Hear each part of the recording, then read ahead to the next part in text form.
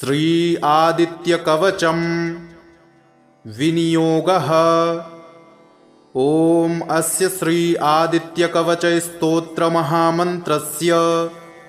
अगस्त्यो भगवान् ऋषिः अनुष्टुप् छन्दः आदित्यो देवता श्रीं बीजं ह्रीं शक्तिः सूं कीलकं मम आदित्य प्रसाद सिद्ध्यर्थे पाठे विनियोगः। जपा कुसुम संकाशं द्विभुजं पद्महस्तकं सिन्दूराम्बरमाल्यं च रक्तगन्धानुलेपनं माणिक्यरत्नखचित सर्वाभरणभूषितं सप्ताश्वरथवाहं तु मेरुं चैव प्रदक्षिणं देवासुरवरैर्वन्द्यं घृणिभिः परिसेवितं ध्यायेत् पठेत् सुवर्णाभं सूर्यस्य कवचं मुदा घृणिः पातु शिरोदेशे सूर्यः पातु ललाटकम् आदित्यो लोचने पातु श्रुति पातु दिवाकरः घ्राणं पातु सदा भानुः मुखं पातु सदा रविः जिह्वां पातु जगन्नेत्रः कंठं पातु विभावसुः स्कन्धौ ग्रहपतिः पातु भुजौ पातु प्रभाकरः करावब्जकरः पातु हृदयं पातु नभोमणिः द्वादशात्मा कटिं पातु सविता पातु सक्थिनी ऊरू पातु सुरश्रेष्ठो जानुनी पातु भास्करः जङ्घे मे पातु मार्तण्डो गुल्फौ पातु तुषाम्पतिः पादौ दिनमणिः पातु मित्रोऽखिलं वपुः आदित्यकवचं पुण्यमभेद्यं वज्रसन्निभं सर्वरोगभयादिभ्यो मुच्यते नात्र संशयः संवत्सरमुपासित्वा साम्राज्यपदवीं लभेत् अशेषरोगशान्त्यर्थं ध्यायेदादित्यमण्डलम् अनेकरत्नसंयुक्तं स्वर्णमाणिक्यभूषणं कल्पवृक्षसमाकीर्णं कदम्बकुसुमप्रियं सिन्दूरवर्णाय सुमण्डलाय सुवर्णरत्नाभरणाय तुभ्यं पद्मादिनेत्रे च सुपङ्कजाय ब्रह्मेन्द्रनारायणशङ्कराय संरक्तचूर्णं ससुवर्णतोयं सकुङ्कुमाभं सकुशं सपुष्पं प्रदत्तमादाय च हेमपात्रे प्रशस्तनादं भगवन् प्रसीद। जपा कुसुमसङ्काशं द्विभुजं पद्महस्तकं सिन्दूराम्बरमाल्यं च रक्तगन्धानुलेपनं माणिक्यरत्नखचित सर्वाभरणभूषितं सप्ताश्वरथवाहं तु मेरुं चैव प्रदक्षिणं देवासुरवरैर्वन्द्यं घृणिभिः परिसेवितं ध्यायेत् पठेत् सुवर्णाभं सूर्यस्य कवचं मुदा घृणिः पातु शिरोदेशे सूर्यः पातु ललाटकम् आदित्यो लोचने पातु श्रुति पातु दिवाकरः घ्राणं पातु सदा भानुः मुखं पातु सदा रविः जिह्वां पातु जगन्नेत्रः कंठं पातु विभावसुः स्कन्धौ ग्रहपतिः पातु भुजौ पातु प्रभाकरः करावब्जकरः पातु हृदयं पातु नभोमणिः द्वादशात्मा कटिं पातु सविता पातु सक्थिनी ऊरू पातु सुरश्रेष्ठो जानुनी पातु भास्करः जङ्घे मे पातु मार्तण्डो गुल्फौ पातु तुषाम्पतिः पादौ दिनमणिः पातु मित्रोऽखिलं वपुः आदित्यकवचं पुण्यमभेद्यं वज्रसन्निभं सर्वरोगभयादिभ्यो मुच्यते नात्र संशयः संवत्सरमुपासित्वा साम्राज्यपदवीं लभेत् अशेषरोगशान्त्यर्थं ध्यायेदादित्यमण्डलम् अनेकरत्नसंयुक्तं स्वर्णमाणिक्यभूषणं कल्पवृक्षसमाकीर्णं कदम्बकुसुमप्रियं सिन्दूरवर्णाय सुमण्डलाय सुवर्णरत्नाभरणाय तुभ्यं पद्मादिनेत्रे च सुपङ्कजाय ब्रह्मेन्द्रनारायणशङ्कराय संरक्तचूर्णं ससुवर्णतोयं सकुङ्कुमाभं सकुशं सपुष्पं प्रदत्तमादाय च हेमपात्रे प्रशस्तनादं भगवन् प्रसीद जपाकुसुमसङ्काशं द्विभुजं पद्महस्तकं सिन्दूराम्बरमाल्यं च रक्तगन्धानुलेपनं माणिक्यरत्नखचित सर्वाभरणभूषितं सप्ताश्वरथवाहं तु मेरुं चैव प्रदक्षिणं देवासुरवरैर्वन्द्यं घृणिभिः परिसेवितं ध्यायेत् पठेत् सुवर्णाभं सूर्यस्य कवचं मुदा घृणिः पातु शिरोदेशे सूर्यः पातु ललाटकम् आदित्यो लोचने पातु श्रुति पातु दिवाकरः घ्राणं पातु सदा भानुः मुखं पातु सदा रविः जिह्वां पातु जगन्नेत्रः कण्ठं पातु विभावसुः स्कन्धौ ग्रहपतिः पातु भुजौ पातु प्रभाकरः करावब्जकरः पातु हृदयं पातु नभोमणिः द्वादशात्मा कटिं पातु सविता पातु सक्थिनी ऊरू पातु सुरश्रेष्ठो जानुनी पातु भास्करः जङ्घे मे पातु मार्तण्डो गुल्फौ पातु तुषाम्पतिः पादौ दिनमणिः पातु मित्रोऽखिलं वपुः आदित्यकवचं पुण्यमभेद्यं वज्रसन्निभं सर्वरोगभयादिभ्यो मुच्यते नात्र संशयः संवत्सरमुपासित्वा साम्राज्यपदवीं लभेत्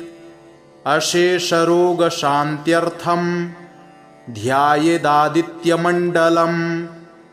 अनेकरत्नसंयुक्तं स्वर्णमाणिक्यभूषणं कल्पवृक्षसमाकीर्णं कदम्बकुसुमप्रियं सिन्दूरवर्णाय सुमण्डलाय सुवर्णरत्नाभरणाय तुभ्यं पद्मादिनेत्रे च सुपङ्कजाय ब्रह्मेन्द्रनारायणशङ्कराय संरक्तचूर्णं ससुवर्णतोयं सकुङ्कुमाभं सकुशं सपुष्पं प्रदत्तमादाय च हेमपात्रे प्रशस्तनादं भगवन् प्रसीद जपाकुसुमसङ्काशं द्विभुजं पद्महस्तकं सिन्दूराम्बरमाल्यं च रक्तगन्धानुलेपनं माणिक्यरत्नखचित सर्वाभरणभूषितं सप्ताश्वरथवाहं तु मेरुं चैव प्रदक्षिणं देवासुरवरैर्वन्द्यं घृणिभिः परिसेवितं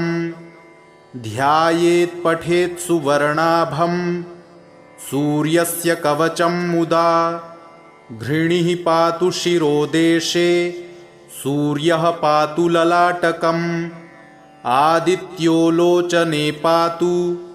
श्रुति पातु दिवाकरः घ्राणं पातु सदा भानुः मुखं पातु सदा रविः जिह्वां पातु जगन्नेत्रः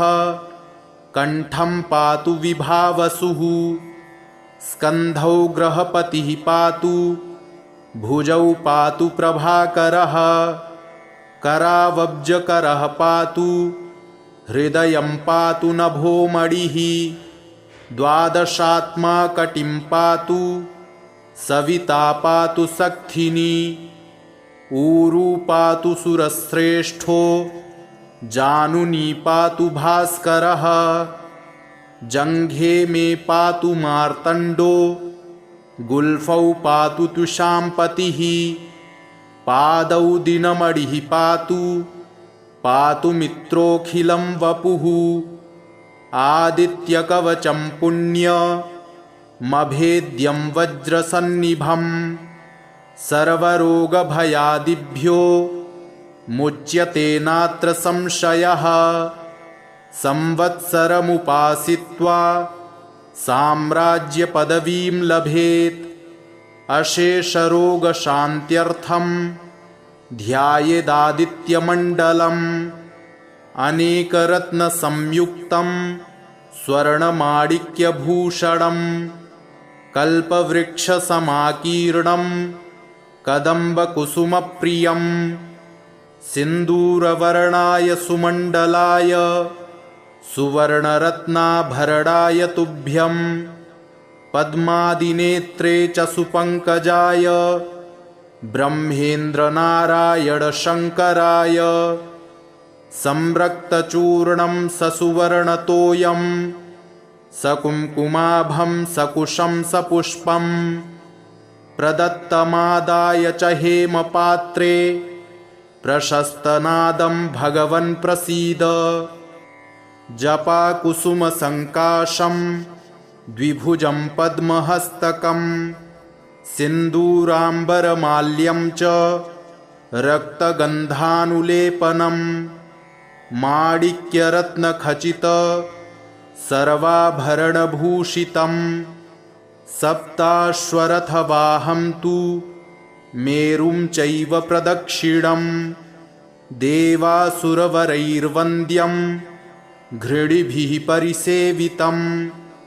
ध्यायेत् पठेत् सुवर्णाभं सूर्यस्य कवचं मुदा घृणिः पातु शिरोदेशे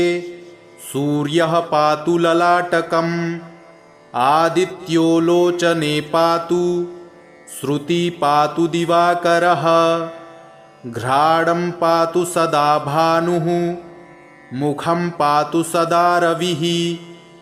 जिह्वां पातु जगन्नेत्रः कण्ठं पातु विभावसुः स्कन्धौ ग्रहपतिः पातु भुजौ पातु प्रभाकरः करावब्जकरः पातु हृदयं पातु नभोमणिः द्वादशात्मा कटिं पातु सविता पातु सक्थिनी ऊरू पातु सुरश्रेष्ठो जानुनी पातु भास्करः जङ्घे मे पातु मार्तण्डो गुल्फौ पातु तुषाम्पतिः पादौ दिनमणिः पातु मित्रोऽखिलं वपुः आदित्यकवचं पुण्यमभेद्यं वज्रसन्निभं सर्वरोगभयादिभ्यो मुच्यते नात्र संशयः संवत्सरमुपासित्वा साम्राज्यपदवीं लभेत् अशेषरोगशान्त्यर्थं ध्यायेदादित्यमण्डलम् अनेकरत्नसंयुक्तं स्वर्णमाणिक्यभूषणम् कल्पवृक्षसमाकीर्णं कदम्बकुसुमप्रियं सिन्दूरवर्णाय सुमण्डलाय सुवर्णरत्नाभरणाय तुभ्यं पद्मादिनेत्रे च सुपङ्कजाय ब्रह्मेन्द्रनारायणशङ्कराय संरक्तचूर्णं ससुवर्णतोयं सकुङ्कुमाभं सकुशं सपुष्पं प्रदत्तमादाय च हेमपात्रे प्रशस्तनादं भगवन् प्रसीद जपाकुसुमसङ्काशं द्विभुजं पद्महस्तकं सिन्दूराम्बरमाल्यं च रक्तगन्धानुलेपनं माणिक्यरत्नखचित सर्वाभरणभूषितं सप्ताश्वरथवाहं तु मेरुं चैव प्रदक्षिणं देवासुरवरैर्वन्द्यं घृणिभिः परिसेवितं ध्यायेत् पठेत् सुवर्णाभं सूर्यस्य कवचं मुदा घृणिः पातु शिरोदेशे सूर्यः पातु ललाटकम् आदित्यो लोचने पातु श्रुति पातु दिवाकरः घ्राणं पातु सदा भानुः मुखं पातु सदा रविः जिह्वां पातु जगन्नेत्रः कण्ठं पातु विभावसुः स्कन्धौ ग्रहपतिः पातु भुजौ पातु प्रभाकरः करावब्जकरः पातु हृदयं पातु नभोमणिः द्वादशात्मा कटिं पातु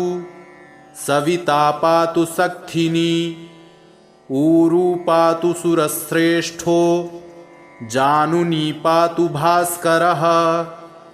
जङ्घे मे पातु मार्तण्डो गुल्फौ पातु तुषाम्पतिः पादौ दिनमणिः पातु मित्रोऽखिलं वपुः आदित्यकवचं पुण्यमभेद्यं वज्रसन्निभं सर्वरोगभयादिभ्यो मुच्यते नात्र संशयः संवत्सरमुपासित्वा साम्राज्यपदवीं लभेत् अशेषरोगशान्त्यर्थं ध्यायेदादित्यमण्डलम् अनेकरत्नसंयुक्तं स्वर्णमाणिक्यभूषणं कल्पवृक्षसमाकीर्णं कदम्बकुसुमप्रियं सिन्दूरवर्णाय सुमण्डलाय सुवर्णरत्नाभरणाय तुभ्यं पद्मादिनेत्रे च सुपङ्कजाय ब्रह्मेन्द्रनारायणशङ्कराय संरक्तचूर्णं ससुवर्णतोयं सकुङ्कुमाभं सकुशं सपुष्पं प्रदत्तमादाय च हेमपात्रे प्रशस्तनादं भगवन् प्रसीद जपाकुसुमसङ्काशं द्विभुजं पद्महस्तकं सिन्दूराम्बरमाल्यं च रक्तगन्धानुलेपनं माणिक्यरत्नखचित सर्वाभरणभूषितं सप्ताश्वरथवाहं तु मेरुं चैव प्रदक्षिणं देवासुरवरैर्वन्द्यं घृणिभिः परिसेवितं ध्यायेत् पठेत् सुवर्णाभं सूर्यस्य कवचं मुदा घृणिः पातु शिरोदेशे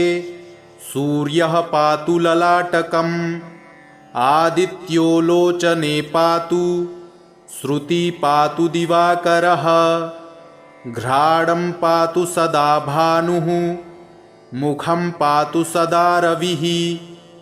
जिह्वां पातु जगन्नेत्रः कंठं पातु विभावसुः स्कन्धौ ग्रहपतिः पातु भुजौ पातु प्रभाकरः करावब्जकरः पातु हृदयं पातु नभोमणिः द्वादशात्मा कटिं पातु सविता पातु सक्थिनी ऊरू पातु सुरश्रेष्ठो जानुनी पातु भास्करः जङ्घे मे पातु मार्तण्डो गुल्फौ पातु तुषाम्पतिः पादौ दिनमणिः पातु मित्रोऽखिलं वपुः आदित्यकवचं पुण्यमभेद्यं वज्रसन्निभं सर्वरोगभयादिभ्यो मुच्यते नात्र संशयः संवत्सरमुपासित्वा साम्राज्यपदवीं लभेत् अशेषरोगशान्त्यर्थं ध्यायेदादित्यमण्डलम् अनेकरत्नसंयुक्तं स्वर्णमाणिक्यभूषणं कल्पवृक्षसमाकीर्णं कदम्बकुसुमप्रियं सिन्दूरवर्णाय सुमण्डलाय सुवर्णरत्नाभरणाय तुभ्यं पद्मादिनेत्रे च सुपङ्कजाय ब्रह्मेन्द्रनारायणशङ्कराय संरक्तचूर्णं ससुवर्णतोयं सकुङ्कुमाभं सकुशं सपुष्पं प्रदत्तमादाय च हेमपात्रे प्रशस्तनादं भगवन् प्रसीद जपाकुसुमसङ्काशं द्विभुजं पद्महस्तकं सिन्दूराम्बरमाल्यं च रक्तगन्धानुलेपनं माणिक्यरत्नखचित सर्वाभरणभूषितं सप्ताश्वरथवाहं तु मेरुं चैव प्रदक्षिणं देवासुरवरैर्वन्द्यं घृणिभिः परिसेवितं ध्यायेत् पठेत् सुवर्णाभं सूर्यस्य कवचं मुदा घृणिः पातु शिरोदेशे सूर्यः पातु ललाटकम् आदित्यो लोचने पातु श्रुति पातु दिवाकरः घ्राणं पातु सदा भानुः मुखं पातु सदा रविः जिह्वां पातु जगन्नेत्रः कंठं पातु विभावसुः स्कन्धौ ग्रहपतिः पातु भुजौ पातु प्रभाकरः करावब्जकरः पातु हृदयं पातु नभोमणिः द्वादशात्मा कटिं पातु सविता पातु सक्थिनी ऊरू पातु सुरश्रेष्ठो जानुनी पातु भास्करः जङ्घे मे पातु मार्तण्डो गुल्फौ पातु तुषाम्पतिः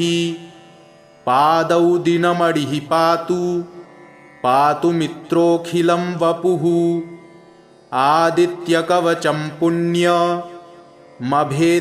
वज्रसन्निभं सर्वरोगभयादिभ्यो मुच्यते नात्र संशयः संवत्सरमुपासित्वा साम्राज्यपदवीं लभेत् अशेषरोगशान्त्यर्थं ध्यायेदादित्यमण्डलम् अनेकरत्नसंयुक्तं स्वर्णमाणिक्यभूषणं कल्पवृक्षसमाकीर्णं कदम्बकुसुमप्रियं सिन्दूरवर्णाय सुमण्डलाय सुवर्णरत्नाभरणाय तुभ्यं पद्मादिनेत्रे च सुपङ्कजाय ब्रह्मेन्द्रनारायणशङ्कराय संरक्तचूर्णं ससुवर्णतोयं सकुङ्कुमाभं सकुशं सपुष्पं प्रदत्तमादाय च हेमपात्रे प्रशस्तनादं भगवन् प्रसीद। जपाकुसुमसङ्काशं द्विभुजं पद्महस्तकं सिन्दूराम्बरमाल्यं च रक्तगन्धानुलेपनं माणिक्यरत्नखचित सर्वाभरणभूषितं सप्ताश्वरथवाहं तु मेरुं चैव प्रदक्षिणं देवासुरवरैर्वन्द्यं घृणिभिः परिसेवितं ध्यायेत् पठेत् सुवर्णाभं सूर्यस्य कवचं मुदा घृणिः पातु शिरोदेशे सूर्यः पातु ललाटकम् आदित्यो लोचने पातु श्रुति पातु दिवाकरः घ्राणं पातु सदा भानुः मुखं पातु सदा रविः जिह्वां पातु जगन्नेत्रः कण्ठं पातु विभावसुः स्कन्धौ ग्रहपतिः पातु भुजौ पातु प्रभाकरः करावब्जकरः पातु हृदयं पातु नभोमणिः द्वादशात्मा कटिं पातु सविता पातु सक्थिनी ऊरू पातु सुरश्रेष्ठो जानुनी पातु भास्करः जङ्घे मे पातु मार्तण्डो गुल्फौ पातु तुषाम्पतिः पादौ दिनमणिः पातु मित्रोऽखिलं वपुः आदित्यकवचं पुण्यमभेद्यं वज्रसन्निभं सर्वरोगभयादिभ्यो मुच्यते नात्र संशयः संवत्सरमुपासित्वा साम्राज्यपदवीं लभेत् अशेषरोगशान्त्यर्थं ध्यायेदादित्यमण्डलम् अनेकरत्नसंयुक्तं स्वर्णमाणिक्यभूषणं कल्पवृक्षसमाकीर्णं कदम्बकुसुमप्रियं सिन्दूरवर्णाय सुमण्डलाय सुवर्णरत्नाभरणाय तुभ्यं पद्मादिनेत्रे च सुपङ्कजाय ब्रह्मेन्द्रनारायणशङ्कराय संरक्तचूर्णं ससुवर्णतोयं सकुङ्कुमाभं सकुशं सपुष्पं प्रदत्तमादाय च हेमपात्रे प्रशस्तनादं भगवन् प्रसीद। जपाकुसुमसङ्काशं द्विभुजं पद्महस्तकं सिन्दूराम्बरमाल्यं च रक्तगन्धानुलेपनं माणिक्यरत्नखचित सर्वाभरणभूषितं सप्ताश्वरथवाहं तु मेरुं चैव प्रदक्षिणं देवासुरवरैर्वन्द्यं घृणिभिः परिसेवितं ध्यायेत् पठेत् सुवर्णाभं सूर्यस्य कवचं मुदा घृणिः पातु शिरोदेशे सूर्यः पातु ललाटकम् आदित्यो लोचने पातु श्रुति पातु दिवाकरः घ्राणं पातु सदा भानुः मुखं पातु सदा रविः जिह्वां पातु जगन्नेत्रः कण्ठं पातु विभावसुः स्कन्धौ ग्रहपतिः पातु भुजौ पातु प्रभाकरः करावब्जकरः पातु हृदयं पातु नभोमणिः द्वादशात्मा कटिं पातु सविता पातु सक्थिनी ऊरू पातु सुरश्रेष्ठो जानुनी पातु भास्करः जङ्घे मे पातु मार्तण्डो गुल्फौ पातु तुषाम्पतिः पादौ दिनमणिः पातु मित्रोऽखिलं वपुः आदित्यकवचं पुण्यमभेद्यं मभेद्यं वज्रसन्निभं सर्वरोगभयादिभ्यो मुच्यते नात्र संशयः। संवत्सरमुपासित्वा साम्राज्यपदवीं लभेत्।